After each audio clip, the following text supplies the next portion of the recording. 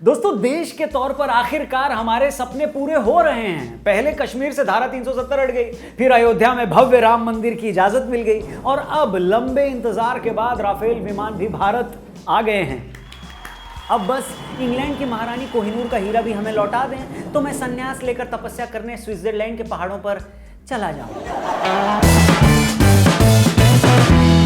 नमस्कार, जय हिंद, मैं हूं रौनक और आप देख रहे हैं पंतंत्र। दोस्तों, इतना तो मोहब्बत में वो लड़की भी नहीं तड़पाती जिसने प्रपोज करने पर यह कहा था कि मैं सोच कर बताऊंगी।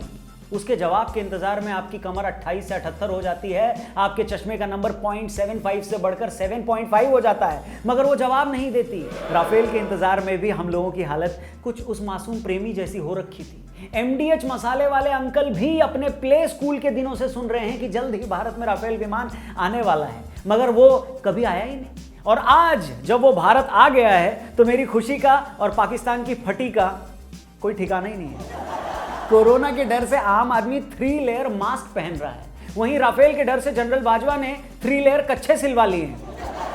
इमरान खान को भी पता है कि राफेल आने के बाद भारत को बालाकोट की तरह सर्जिकल स्ट्राइक करने के लिए वहां घुसने की जरूरत नहीं है। चीन को भी ये पता है कि भारत को राफेल विमानों को लद्दाख बॉर्डर पर तैनात करने की जरूरत नहीं है। दोनों देश अच्छे से ये जानते हैं कि राफेल विमान की रेंज ऐसी है कि इस पर लगी हुई मिसाइलें इतनी ताकतवर है कि राफेल विमान इंडियन बॉर्डर में रहते हुए पाकिस्तान और चीन के अंदर तक हमला कर सकता है। राफेल में लगने वाली हमर मिसाइल हवा से हवा में 150 किलोमीटर तक मार कर सकती है। ये मिसाइल खास तौर पर लद्दाख जैसी पहाड़ी इलाकों में लड़ाई में काफी काम आती है। एक्सपर्ट्स का ये भी कहना है कि इस तरीके की मिसाइल चीन और पाकिस्तान के पास भी नहीं है। वहीं स्काल्प जैसी मिसाइल 600 किलोमीटर तक वार कर सकती है। ये मिसाइल रडार और GPS गाइडेड होती है और अपने निशाने पर पिन पॉइंट हमला करती है। ये ऐसे ही है जैसे बम के ऊपर किसी का एड्रेस लिखकर उसे उसके घर कुरियर करवा देना। ये ऐसे ही है जैसे आप बिना किसी के घर में घुसे अपने ही घर पे बैठे बैठे उसे झापड़ मार दें और झापड़ खाने वाला सोचता रह जाए कि यार ये कौन मार गया। मैं ये सोचता हूँ कि पिछले साल अगस्त महीने में कश्मीर से धारा 370 हटाने के बाद पाकिस्तान को पहले से ही दस्त लगे हुए हैं। ये सोच सोचकर इमरान खान सपने में ही चीख कर उड़ जाते हैं कि इंडिया ने POK पर कब्जा कर लिया है। अब जब राफेल विमान फाइनली भारत में आ गए हैं तो उनकी सलवार के बचे कुछ टांके भी उधड़ गए होंगे, मगर इमरान खान को घबराने की जरूरत नहीं है। अभी ऐसे सिर्फ 5 विमान आए हैं, 31 और आने हैं और जब तक वो नहीं आ जाते तब तक वो पाकिस्तान के लिए नया विमान न सही कम से कम अपने लिए कुछ नई सलवारें तो सिलवा ही सकते हैं।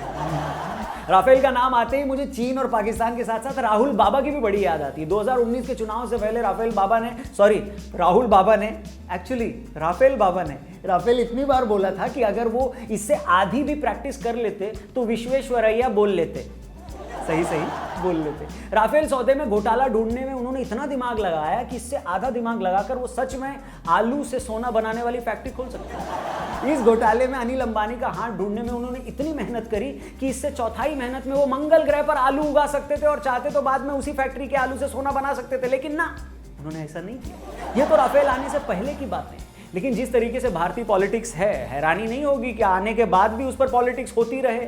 हो सकता है कल को राहुल बाबा संसद में सरकार से ये पूछ ले कि राफेल 1 लीटर में कितनी एवरेज देता है, बताओ। हो सकता है उन्हें एवरेज कम लगे तो बाद में ये भी कहते हैं कि राफेल लेने से अच्छा है हम लोग एक्टिवा ले लेते हैं, वो तो कम से कम 50 की एवरेज देती है।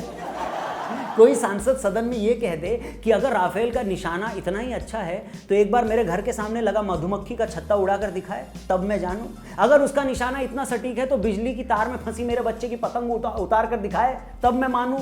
हो सकता है कोई विपक्षी नेता सरकार को समर्थन देने के एवज में अपनी लड़की की शादी के लिए राफेल को उधार पे न मांगे। ये सब तो मेरा अंदाजा है, मगर कुछ भी हो सकता है मेरी जान, आखिर ये है हिंदुस्तान। लेकिन मैं नेताओं से गुजारिश करूंगा कि अब जब राफेल भारत आ गया है तो उसे भगवान के लिए अपने हाल पर छोड़ दो और उसे पाकिस्तान और चीन पर फोकस करने दो। उसके नाम पर पॉलिटिक्स करके उसको डिस्टर्ब मत करो, क्योंकि याद रखना राफेल हवा से हवा में नहीं, हवा से जमीन पर भी वार करता है। इसलिए ज्यादा चू चपड़ की तो तुम भी, और हाँ इमरान खान, तुम तो नई सलवारें सिलवा ही लो, अभी बहुत सारे टांके उधड़ने बाकी हैं। बाकी ये वीडियो कैसी लगी कमेंट करके ज़रूर बताना, लाइक ज़रूर करना, चैनल को ज़रूर सब्सक्राइब करना। अपना ख्याल रखना। जय श्री राम।